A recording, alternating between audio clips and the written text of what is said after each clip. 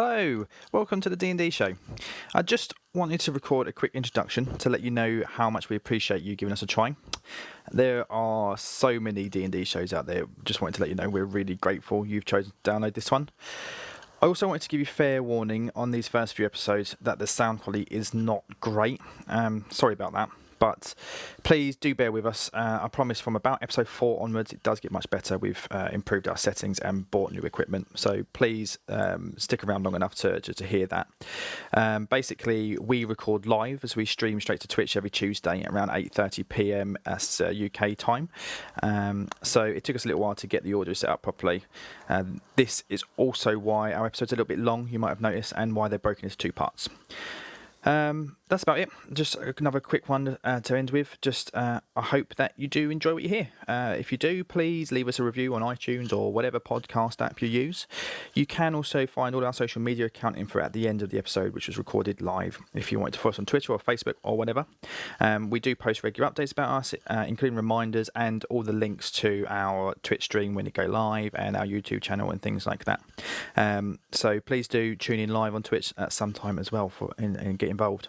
Otherwise, thanks again, and I hope you do enjoy episode 2, Slippery When Wet.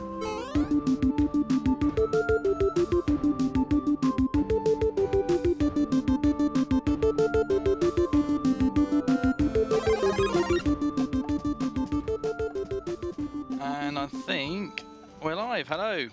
Here we go. Hey. Hello. It's working. I'm on screen. Lovely. Hello, everybody. Hey. How are we doing? Oh, good. Good. Hello, you're through to the D&D show, hopefully. Lucaroo 22's in the stream. He said hi, Luke. So we've got one viewer. Yes. Hey, hello, everybody. Hey. Welcome to episode 2 of the D&D show, a show by beginners for beginners. We're going to be playing through Lost Mines of Phandelver. That's the beginner's starter box campaign with a couple of new characters, new players. I still consider myself a relatively new GM, and we're definitely new to all of this streaming and Roll20 malarkey. It's strange. So my name's Luke. I am your host, your GM, DM, whatever you want to call me. And tonight I'm joined by Lisa. Hi. And then we've also got James. Hello there. Good evening. Good evening, sir. And Gavin, say hi. Hi. Good evening. Short and sweet. How is everybody today? Yeah, all good. Let's all talk at once. Hey, talk away. Really? Seems all right. All had a good week? Mm-hmm. Not bad. Boring. Not bad, boring. Isolation not getting to you too much? Yeah. You guys been It's up to all it? It's all right. So who's still working at the moment? I went back to work on Monday. I say went back to work. I started logging in again on Monday. Yeah. Teaching from home, which is interesting. You teach college students? College-age students, yep. Right. And I'm teaching music, which is, really doesn't work online. Let's put it that way. That's what I was wondering, yeah. I've not found a very good way to do it yet, but we're figuring stuff out. It's mostly just them giving me like music recommendations and then just chatting and catching up and making sure they're all right, really. Cool. But it's fun. It's nice to see their faces. I'm surprised. Got a bit of structure back into the day. Yeah, I bet. I'm still working from home. I do call centre stuff, so it's just hide away in my bedroom on a laptop and take phone calls. For insurance, it's boring, but I don't see how you can teach from home. But there you go. I do love a PowerPoint though, so it's all right. All right, Gavin, are you still going up to the city, or are you still working? No.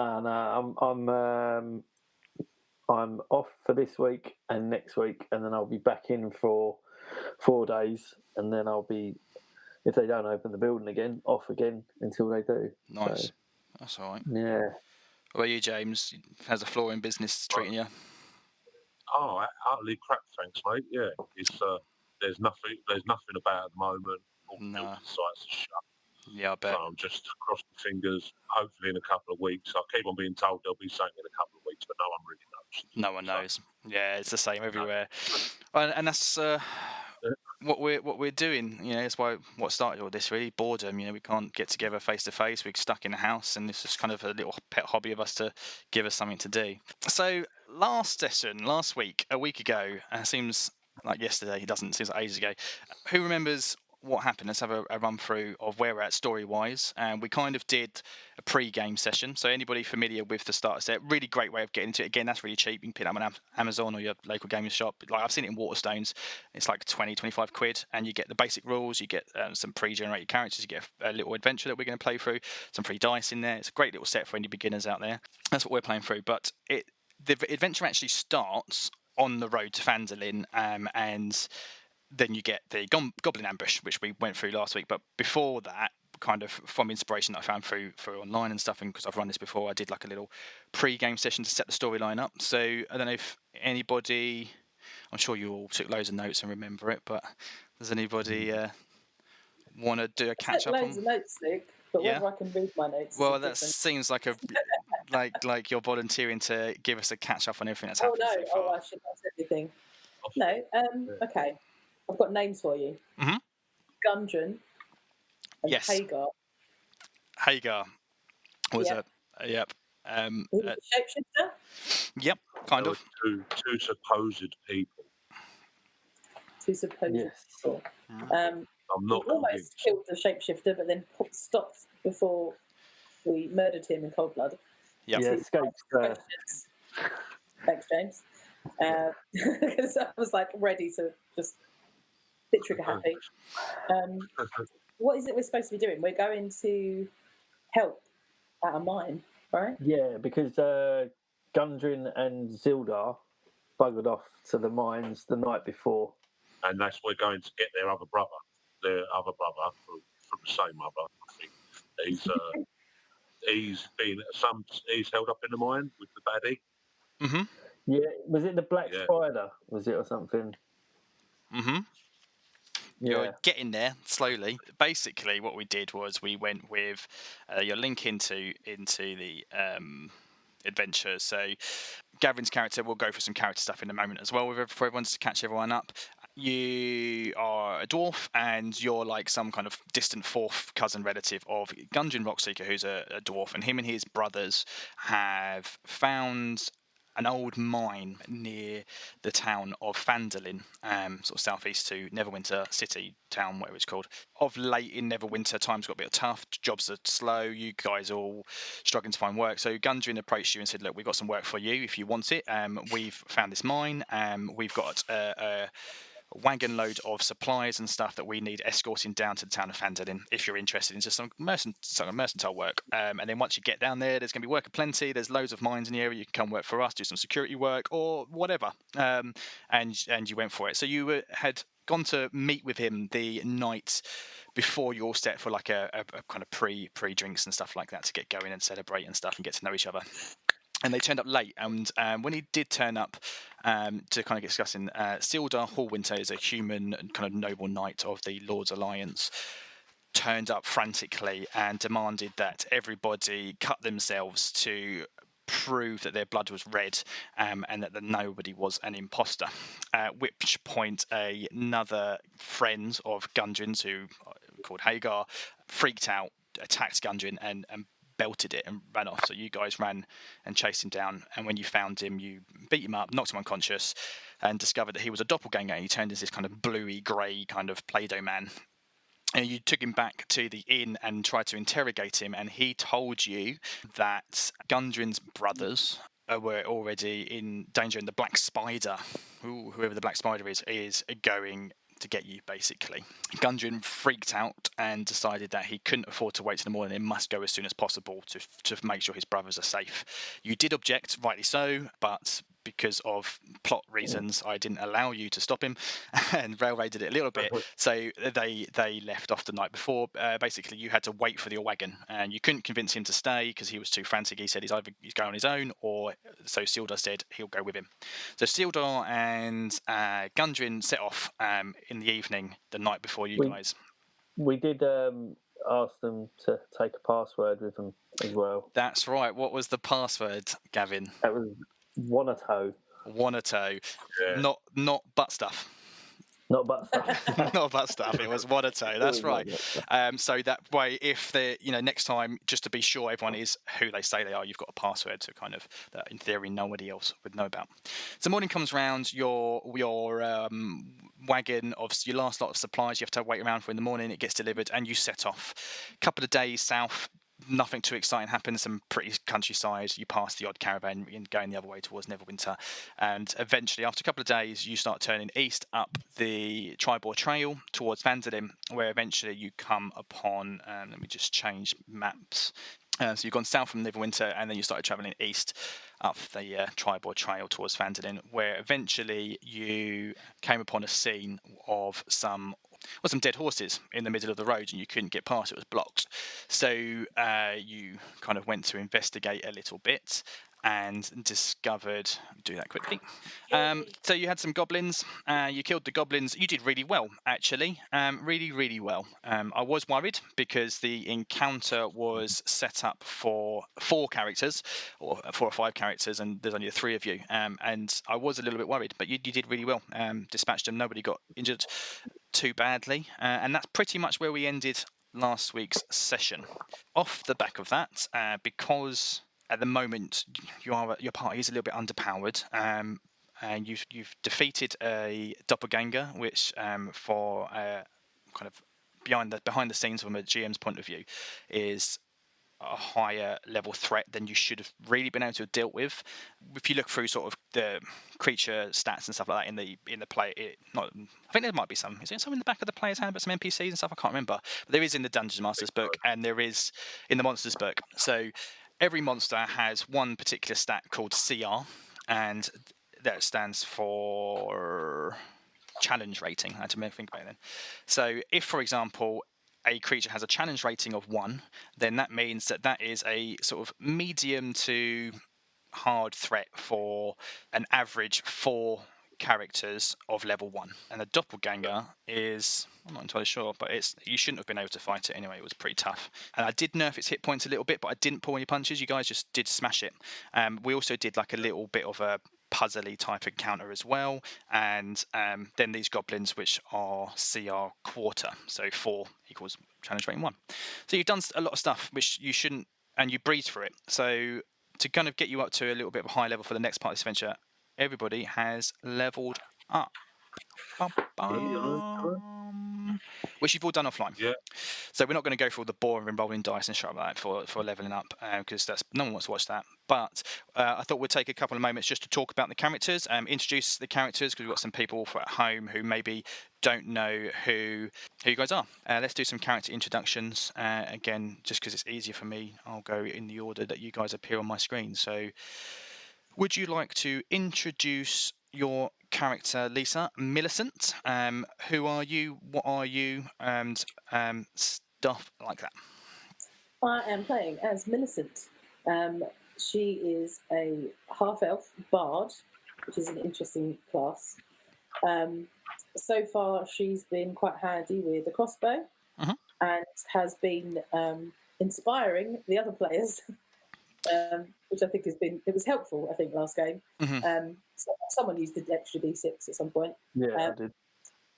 Yeah. Bards are a great utility class, so they are kind of like a weaker fighter, but they've got some magical ability, and they channel their magic through either for some kind of performing arts. So the traditional is that they've got like a lute or something and they play music, but you can also interpret that as being a wordsmith, poet, or some people like as inspirational speakers and things like that. So they've got some cool abilities and spells which allow you to give certain advantages to your teammates or disadvantages to the bad guys. So it's cool. And so at second level, have you got anything cool and exciting that you've got from that? Sure. 2 things which I think will help our hit point situation. One of them, Song of Rest. Yeah, that's pretty cool. What does that do? So with this song, you and friendly creatures gain 1d6 additional healing at the end of a short rest. So I can sing a song and everyone gets a free d6 hit dice at a short rest. Lovely. That's good. And then Jack of all trades, which is a nice kind of all-round boon to any skill that I'm not proficient in. I get a +1. So you get a little bit better at everything. Yeah. Cool. So just to explain the terminology of a short rest for any new people. So basically, throughout an adventuring day in D&D, your day will get split into through encounters. So you have a system called long rest and short rest. So your long rest is your nightly sleep, basically, and generally all of your abilities and your hit points will reset and go back to full after a long rest. And then throughout the day, you get short rests of periods of like an hour of downtime where you just stop and have a drink or a lunch and stuff, where you'll get a chance to heal a little bit, and some classes will get certain abilities back on a short rest instead of a long rest. So normally on a short rest you'd only get a small part of your hit points back. The Bard's Song of Rest means that you can basically cast a spell or sing a song or something, which gives everybody just a little bit extra health. It's a pretty cool ability. Anything else exciting? Any new spells or anything that you got? I have one new spell. I can now charm people. I chose charm person, should I say? She's a charmer. When it works, it's brilliant. But at lower levels, it tends to fail a lot. But it's still cool. Yeah. Again. Yeah, it was kind of a character choice more than that will be a handy spell. Yeah, cool. I mean, I think I would have been tempted to look for spells that dealt more damage, but yeah, I don't know. It's kind of a character choice. We'll see. We'll see. Cool. All right, let's just move along then. So next on my screen is James. Tell us about yourself. So, what's your character's name, etc.? Right, well, his name's Just Escapes. He's a human paladin. He was bored doing money collecting recently in the city, but he's a travelling justice. Obviously, he's gone off on this trip, which he's very much enjoying because it's been very boring in the city. And it's spurred him on also to learn his magic now. So he now has magic, which he's been learning on the way in secret. And that's something you've unlocked at level 2 as a paladin, is the ability to cast spells. Yeah, but one of the paladin going to level 2 is really good actually, because you find paladins a bit boring, but actually very quickly gets interesting. So I've got extra. You can pick a fighting style. So I've picked a defensive fighting style, which gives me a +1 to AC, which is very useful. Also, like I say, I've got I've got another extra special thing called Divine Smite, which lets me use it's not a spell, so I don't have to prepare it, but I can expend one of those spell slots, and I'll get an extra 2d8 at this level radiant damage. That's pretty cool. That's a bite. Yeah. You use a spell slot to use that, I think. So I do. Yeah. You're limited to 2 spells per day. So if you use that, then that uses one of your spells. And like I say, the other things I've mainly prepared are healing spells. Actually, I've got a bless as well, which is kind of a bit of a buff for everyone. But yeah, I've got another heal, so I won't be using them all on my Divine Smite. That's cool, yeah, because you also get an ability as a paladin called Lay on Hands, which gives you sort of just some points of healing throughout the day, and you get 5 points every level, so you should be up to 10 now. Oh yeah, that plus my Cure Wounds, I've got the potential of 20 heal points, which is 2 moves, so it was really good for a second level, I think. Yeah, with a small group at the moment as well, it's going to come in handy. So the paladin class, again, for any new people out there, is kind of a heavy fighter. So they're kind of like the those are like Knights Templar kind of knights, crusaders, heavy armors, shields and stuff like that. But they also get divine magic power from their god that they worship. And gods in D&D are very much a real thing, unlike in real life where we just hope that maybe it is. But in D&D, gods are real. There's loads of them, very much like pagan kind of belief system, and the gods are real. They quite often will come down and chat to you and walk amongst you and stuff, and they give you certain powers. Paladins are cool. They are very powerful. In another group that I ran this through, I had a paladin in that group, and they got to a point where I couldn't even hit him unless I was rolling 20s because his AC was just so freaking high a lot of the time. Mine's 19 right now, so yeah, I can't remember what it was. He took something which basically there was like a certain ability I can't remember what it was. They were higher level, but it's like level 4, and he was like he did this thing. It buffed his AC up to 23, and I was like, fuck, I couldn't even hit him. Anything else exciting at level 2? Like I say, I've got heals now, which is all good. Yeah, that's about it now. Like I say, I've got my heals and stuff for my spells. Cool. That's it. All right then. Need I say more? And Gavin, down to you then, pal. So tell us a little bit about your character. Who are you? Race, class, and stuff like that. Yeah, my character is Burr Boltthrower. He is a rogue dwarf and a mercenary veteran. Bit of a fighter from last time, sort of likes to shout a lot and scream stuff at people, throw bricks at people, and or chairs. interrogate chairs, bricks, anything that's in the way. Improvised weaponry. He's a master at improvised weaponry. Yeah, cool. So rogues are your traditional kind of sneaky thief assassin type people. Generally speaking, they're quite good. They're good in combat. They're squishy, low, like easy to hit. But if you can get to sneak around the back of somebody, you can do a lot of damage. That's cool. Level 2. What kind of cool abilities did you get at level 2? All I got a cunning action. Mm-hmm. Oh yes. Yes. That's really so cool. It says you can take a bonus action on each of your turns in combat. This action can be used only to take dash, disengage, or hide action, which is quite handy. It's pretty good.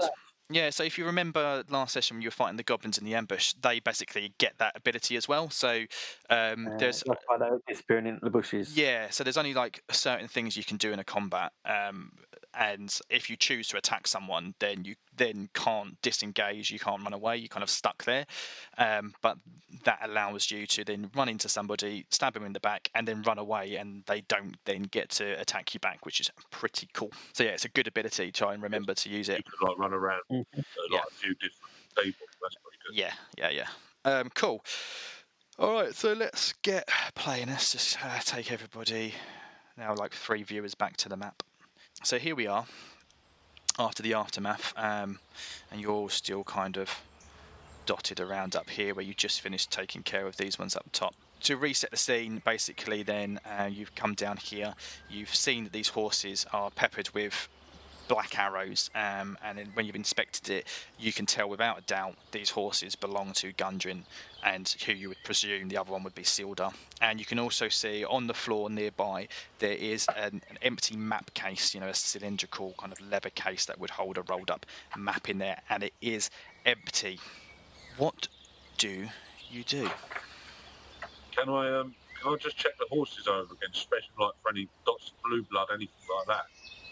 Absolutely. Yeah, absolutely. So you can go and investigate then. Don't worry about moving your pieces and stuff for things like this because it's pretty basic. Okay. You can just roll me an investigation on that. And whoa, who's been rolling 1,000 d20s? Who was that? That was me. 10,356. Awesome. Okay. So you can use the. There you go. That'll do. 17 yet. So pretty straightforward. You go over there. You investigate a lot. You don't notice any blue blood at all. There is quite a bit of red blood of the horses and things like that. What you do notice quite clearly are footprints, lots and lots of footprints, sort of around the horses and sort of on the other side of the horses, around the back of them, which will lead off up into the bushes to the north there. And also quite clearly, roll me a survival just to see whether or not you can tell what differentiate between the tracks. Oh, natural 20. Sweet. What? Easy, yeah, absolutely. Goblin tracks, they're small, there's lots of them, probably about a dozen different sets of footprints, and you can see where they have clearly dragged two human, sort of medium-sized people that have been dragged off north up to the bushes. Okay, well, people, one thing I can tell you is that they were certainly not conscious when they were taken. I can see there's tracks up to the north here. We go, but I suggest we take the rest before we do go, maybe clean up these bodies, loot them out a bit. Yeah. Sounds like a plan. Whoa, jinx. Is there anything to loot off of these goblins? Yeah. So you can search the goblins. I mean, they all carrying scimitars. They're practical, like short sword type things, and short bows. You could find some quivers of arrows if you want to top up. If you use arrows, you can feel free to top your arrows up. They would have all had about 10 arrows on each of them, though they would have fired some off at you before, so you can easily find yourselves near enough 40 arrows if you want to take them. The swords and stuff like that you can chuck into the cart if you want to keep hold of them and try and flog them later. They won't be worth a huge amount, but who knows. We'll chuck them in the cart. Yeah, but between the goblins, spare change, not a lot, like coppers, basically. So you'll find yourself between 4, 6, 7 coppers and 2 silver amongst them. So not a lot. It's pocket change. The horses, otherwise, the horses have been stripped. Other than their saddles on them, there's no bags, nothing on them at all. The problem we have got as well is if we do go off to find these bodies, which kind of have to really, what we can do with a cart. That's a great question.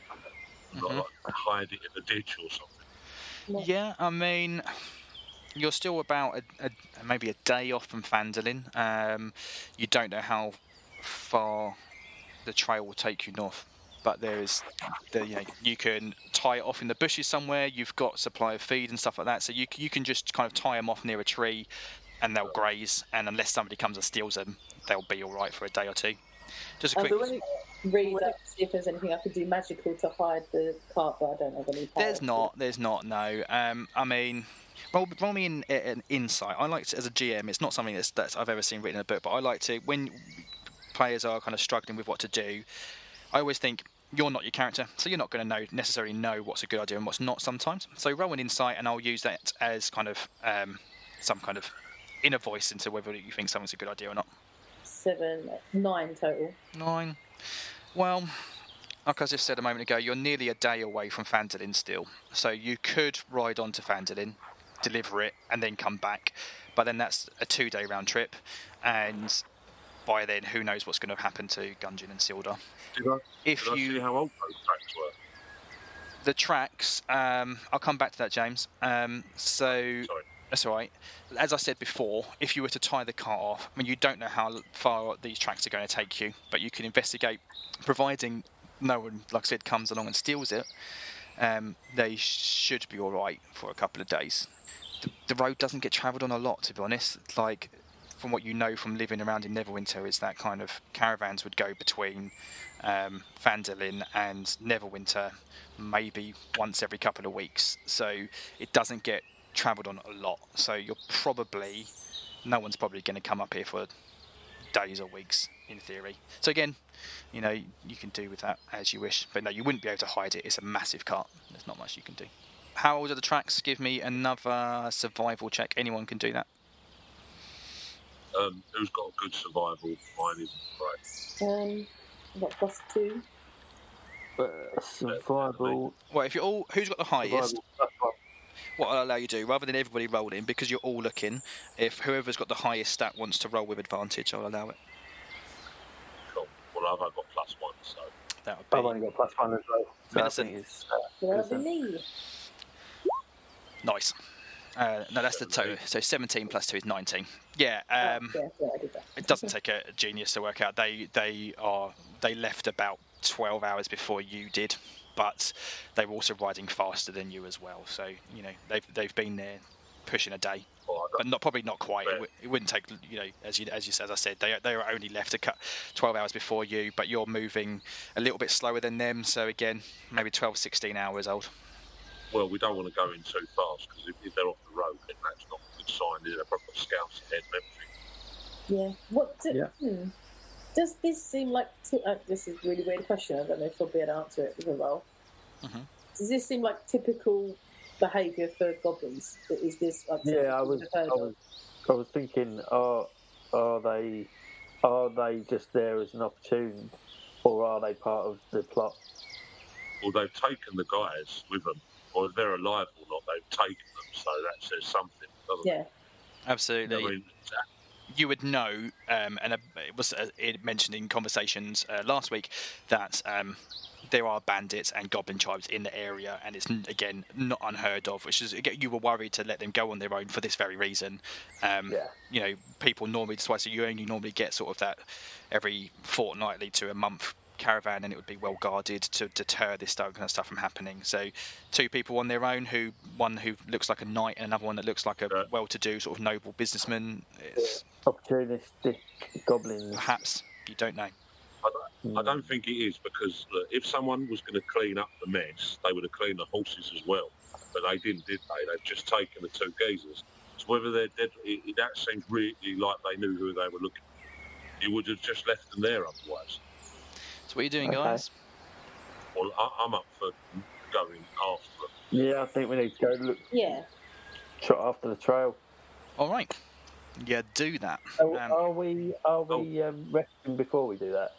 Yeah, so Yes, you can consider yourselves rest. You guys have leveled up, and normally I wouldn't allow a level up to just happen in the middle of like stuff going on. It doesn't really make much sense. But yeah, I would say that you can take a rest as you've kind of been exploring this. Some people have been sat down. You know, you've had a drink, you've been thinking about it. So you certainly, as you've been looking around, you search the track, see where they go, you move the cart off of the road, tie it up and stuff like that. You can consider that a rest. So feel free to, I don't know how much damage you guys took, but feel free to. Well, first of all, I will sing a song as we're tidying up. Do you get to use that every short rest, or is it I once per day? Once a day, probably, but I'll just check. I don't know. I feel like it's every short rest. Just says at the end of a short rest, it doesn't say anything more. Yeah. So how the mechanic works? Have you updated? Because I know that Lisa and James, you've updated yours, but Gavin, you're still a bit new. So on your character sheet, have you updated your hit points? Yeah. Yeah. How did you do it? I forgot to ask. I had followed the book. Yeah. So did you said roll the it dice? said you could use the 5 or roll the dice. Yeah, that's cool. So I rolled the dice and got a 5 anyway. So. That's cool. Did you add on your Constitution modifier if you've got one? And then add on your Constitution modifier. Yeah, that's cool. So as long as everyone's done that, that's fine then. Yeah, so basically so your hit point maximum has gone up, all right, to the new higher limit, but you're still going to be on whatever hit points you were on before. So feel free to take a rest. You can roll, now your second level, you'll have 2 hit dice that you can use. So you can roll both if you want, or you can roll 1 and see where you're at. I would suggest... Sorry, mate. It broke up then. So basically, in a short rest, you will now have, whatever your class is, it will have your hit dice, a D8, D10 or something on your sheet. And throughout a day, you will now have 2 that you can expend. So if you can roll 1 plus, and you get that back as hit points, or you can roll both and get it back as hit points. And it's whether you want to save one for later or not. Bearing in mind, of course, that Millicent has got that Song of Rest. So I would suggest roll 1 and then also add on the Song of Rest. See where you're at, and if you're still really low and want to use the other one, then feel free to do so. And presumably, James, your lay on hands is per long rest, not Does it only recharge on a long rest? Yes, long rest. 8. Okay. Nice. So just give yourself where you want to be, and then we'll crack on.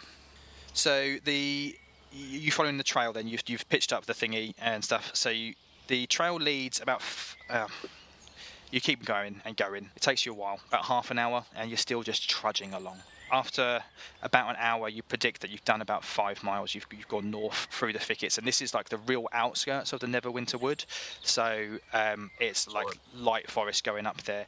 Eventually, it comes to a clearing, and you can see a hill, a cave. You can see all that now, guys. So you've got that river stream. It's not a river; it's a stream. It's only like a foot deep. That comes out and it flows off down south. You would have been hearing that as you were walking, and that's flowing out of that little cave opening there, that little entrance. There's a thicket all across the other side of the river. Turn the page in me book and see if there's anything to really. So following the goblin's trail, you come across a large cave in a hillside 5 miles from the scene of the ambush. A shallow stream flows out the cave mouth, which is screened by dense briar thickets, and a narrow dry path leads into the cave on the right-hand side of the stream, which you can see. What would you like to do? Can we do any checks for scouts or anything like that? What do we need to do? Yes, you can. You can. What particularly do you want to go up and look? Well, I want to check the thickets out first, or see if there's any. I don't know, everything. I want to check everything. I don't know. Let's just have a quick scan for the tracks. Should we start with a quick scan for the tracks? And how are you going to be going about that? Are you all going to be trudging around, or are you just one of you going to try and be stealthy? It might be worth. You're a stealthy man. I'm a roguey stealthy man. Yeah. So I'm going to need to do a skill check here. Yeah. So roll a d20 and then add on your stealth modifier. 13 plus 3, 16. Nice. Okay. So you're feeling quite stealthy. That's great. So if you want to just gently move your piece around to where you're kind of looking, don't zoom off too far. so I can tell you what you see as you move around, see how far north you're going. Yeah. Yeah, so when you're there, you can see. So you can see that has like a ever so slight opening there, and you're probably from there as well. It's very dark in this cave, Okay. but you can also see that as well from where you are. That there it opens up. Looks like it may go around the corner a little bit up in there as well. Do you want to roll perception or anything to see what you see, or move yourself forward a little bit more? Yeah, I mean, I've still got a move action, haven't I? So I might as well. I'm going to head here. So you've moved to there. So again, there you can see it does seem to kind of, you'll see it goes round that bend a little bit, as you can see, and it's too dark in there to see much more from where you are. Really. Yeah, not much happening there then. Do we know where the tracks that we were following in? Yeah, absolutely. So they go up here, and then you can see. Did you roll a perception? No, I can. Yeah, I mean, are you going to go up with Burr sneakily and have a look, or is Burr looking? Burr's looking. I think I want to stay back because range. Burr, do you want to roll perception and see what you see over there? Yeah. 11 plus 3. 11 plus 3, lovely. 14. So 14. So what you can, you've been following the tracks, and you rolled pretty well earlier on, so I haven't felt it necessary for you to keep rolling. So yeah, the tracks come up to pretty much where Burr is currently standing, and then you can see on the other side of the river there, it's very muddy where they've walked through, and then they've gone up into the cave from there. Follow up, guys. I want to just suggest to the other guys, I could chuck some light down that cave entrance, but that might alert anything that's down there that we're coming. So I'll suggest it first, but it might not be worth it. Some magical dancing lights that will just let us see the cave entrance if you want it. But don't know. What do you reckon, James? Well, we could do. We'd all need to get up close then, because I'm melee. You know what I mean? So are you.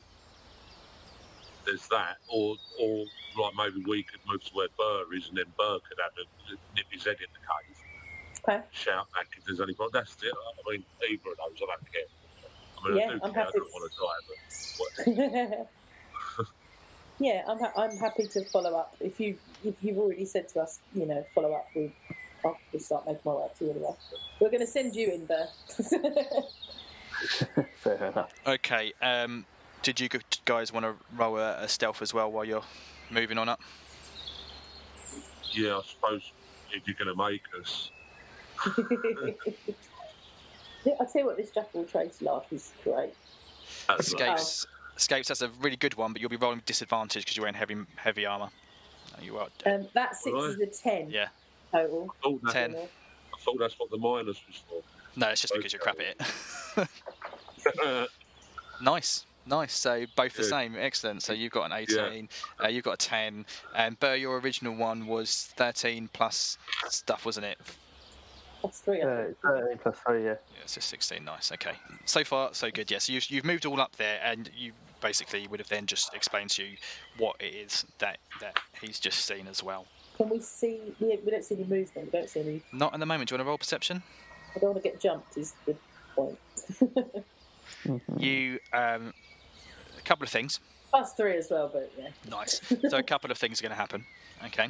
First of all, you hear what sounds like animal noises coming from inside that little room up there.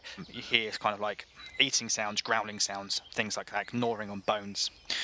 Second thing you notice is when you move, you do realise and you hear and you can see what appear to be some goblins hiding. They're not hiding. They're just sat in there having a little natter. They're kind of talking to each other. You presume they're probably on watch out, but not. They're overconfident, not doing a particularly great job at it. Okay. Get in those bushes and stab them up. I'm definitely going to point them out to Burr and to escapes. Or you can try and sneak in past them, or you can get a jump on them. I'm not particularly sneaky, but I'm going to tap Burr on the shoulder and say, off you go. And I'm going to trail with my crossbow. Go for it. Okay. Everybody roll initiative. 1. 21. That's the dice rolling equivalent of turning around to me and saying, "You fucking do it." Exactly. Well, yeah, I'm 0 because I can't do a -1 to 0. Okay, so you've all in. Oh no, sorry, all in. Sorry, 6 altogether. Yeah, so just type that in. Okay, so you have a surprise round on them. Okay, so you get to do an entire turn without them noticing where you are. So what you're going to do, Millicent, you're at the top of the turn. So you can you've got advantage. So you basically you can just charge in and attack them, and they can't do shit. That's my absolute plan. You can shoot them from you would be able to get a shot at them from where you are, but you'd be they'd have cover, so it'd be harder than normal to hit them. I think I might as well move into the entrance at least of that area to there, and fire one at this guy. Do it. 8 plus 4. 12 to hit. It's a miss. You charge in there, you stomp through. It's a little bit slippy as you come out the other side of the stream. You pull your crossbow around and you shoot the first one you see, but your footing's not quite right, and it just goes wide. Next up will be Jimbo Jones. Escapes. What are you doing, my man? Right. These are 5, aren't they? Each square is 5. Yep. 30 foot will get me in front of this dude. Do it. That's it. Boom. Yes. You can move through your ally space. Roll to hit. Yeah. 7 plus 5, 12. That's a miss, I'm afraid. You too. I think you've barged your way past Millicent. You've stormed in, and this goblin is kind of like startled and scrambling because it was sat on the floor. And it's managing to kind of just wiggle out of the way as it's grabbing its sword and stuff. Gavin, can you do any better? Brr. Yeah, I'm going to leg it in there as well. Do it. New bother, so you're flanking this one, so I'm going to give you advantage. No. And what do I roll? It's my attack dice for my rapier, yeah? That's right, yeah. So in the middle of your sheet, you've got your attack bonus. So it's a d20 plus whatever you've got. And you can roll that d20 twice and take the higher as well. I rolled a d8, sorry. That's the wrong one.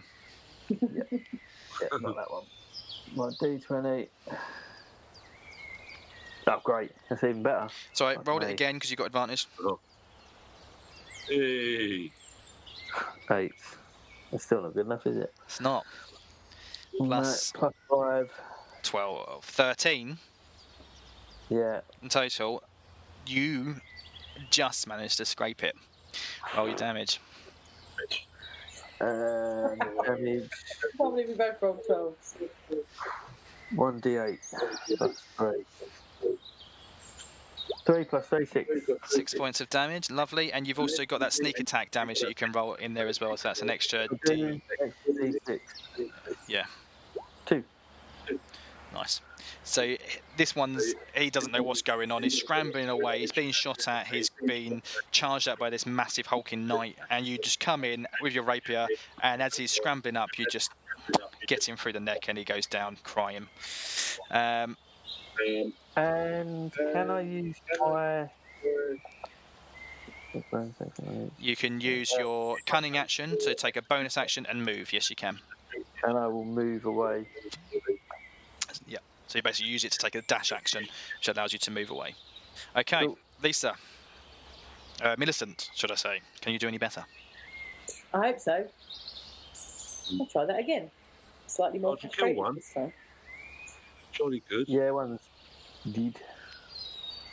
So I'll just stay in position. Yeah, do it. Fire again. That's better. That'll hit. Hey, 17. Nice roll for damage. Plus 2 is 9. Plus 2 for 9 in total. Yeah. How do you kill this poor defenceless goblin that was just sitting there minding his own business, having a sandwich, talking the gossip with his mate? Oh, now I feel bad. Just, quick and painless, hopefully, between the eyes. Boom. Done. Dusted. Put him out of his misery. Like a dog at the vets. Done. Put him down. Well done. Dark, mate. Okay. Oh. So, yeah, excellent. So you've done that. Into the Cave of Mysteries. Wait. Can we search them just make sure there's nothing? Yes, of course. Absolutely, you can search them. They're goblins. Again, pocket change. You find another 7 copper between them, and again on the floor next to them they had little bows and some arrows, and they both had some scimitars and shields as well. I forgot to mention that the last group also had some little wooden buckler shields. Nothing really of value. No. Cool. Okay. I think we should probably chuck these bodies into the woods, though. Chuck them into the just Stuff like them throw them like into that. them. You Just throw make them into the woods. That's fine. Cool. So Burr through that one. See how far he went. that one went. Okay. Into the cave. I'm assuming you're going to want to go, but I'm going to say that we've been playing now for about an hour. So that's probably about done for part 1 of our show. And I need to go to the little boys' room. So we'll pick back up in 5 minutes ago, I suppose. Yeah. Have a fag, have a Cool. tinkle. And hopefully everybody at home is safe or enjoying the show. We've got quite a few people in again. I can't tell quite how many. I've got it up on my laptop next to me. So we've got someone called Roan _Phoenix. Some kind of conversation about an angry badger. Somebody called Flack30. Somebody else called Mellow Gibbo, who says, so you can play this but can't install Fortnite. So I'm assuming they know us. I don't know who that is. That's my mate Craig. Apparently, is that Archie? Yeah. Oh, my wife's sitting over there playing Animal Crossing. She said she thought that might be our 10-year-old, but I don't know. Someone else called Psych Unsent. It makes an interesting change of perspective seeing things on DM screen compared to the player screen in the YouTube series I've been trying to work my way through recently. So cool. And someone else called Chusel D, that might be my friend David, Luke's brother. So it's cool. We've got some people. Thanks for joining us. We're going to take a short 5-minute break, and we'll be back. So please don't go anywhere. I'm going to say hopefully the music will work. We'll see. The D&D show would like to thank Sword Coast Soundscapes on YouTube for the music and sound effects used in this recording. Find him on Twitter at Sword Coast Sounds. Also, a massive thank you to Lewis Gale for producing our amazing theme tune. Follow him on Twitter at LewisSW Gale. Lastly, from all of us here at the D&D show, thank you for downloading this podcast. You're breathtaking. See you in part 2.